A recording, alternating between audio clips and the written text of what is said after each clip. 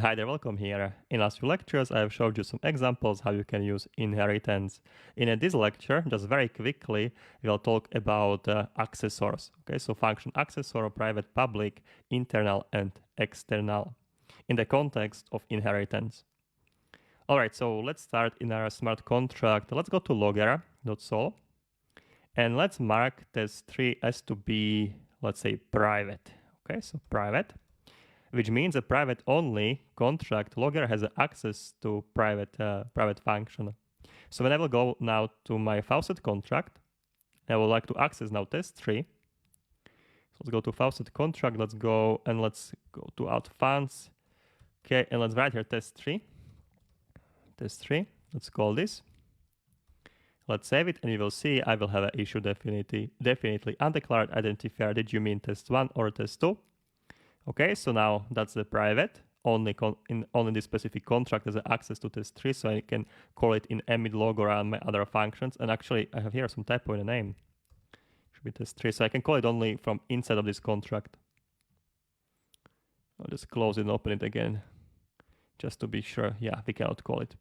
Perfect. Okay, so let's go to logger, and now let's mark it as an internal. This means only the current contract can call it, and also the contracts that are inheriting this contract.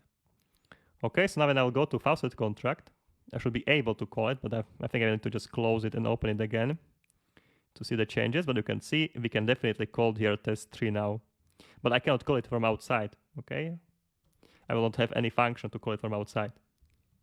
Test3, and I can call it now. Okay, similarly, we have also with the public. Public is absolutely all of the access. When you will mark public, you can call it from inside, from outside. Public is the entire access. So when I will go here, I'll just close it, open it just to be sure. I can call here definitely test3. All right, but when I will mark it as an external only, it can be called from outside, okay? I can call it only from outside now. So I will be not able to call it from here. I'll just close it and open it again.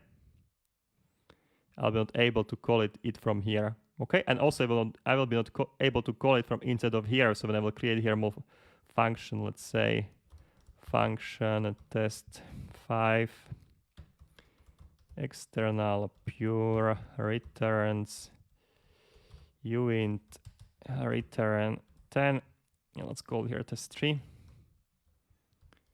Test3, so I shouldn't be able to call test3 because now it's marked external. I can call it only from outside, and I cannot call it from also other smart contracts here. I can mark it as again, if I want, I can mark it as a public. So now absolutely all of the access is enabled. So I can call it from inside, I can call it from outside also here. Again, I need to just reopen it. Test3. Again, let's go back to logger. Let's mark it as a private. Okay, so I'm able to call it from here. Test3 is able to call from here, but from a faucet contract, I will not able to call it. I will get here error. Okay, but when I will have an internal, I'm able to call it from here.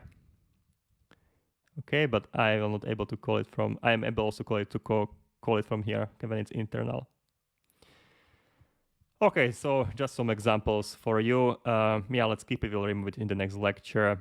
So what's left now? We need to create an user interface for our user so they can interact with our smart contract through some input, some buttons. They can see how much ether we have in a faucet, how much they can withdraw, and so on. So we want to display here some text and some information for the users and functionalities. We will be working on this in the next lectures. See you there. Cheers.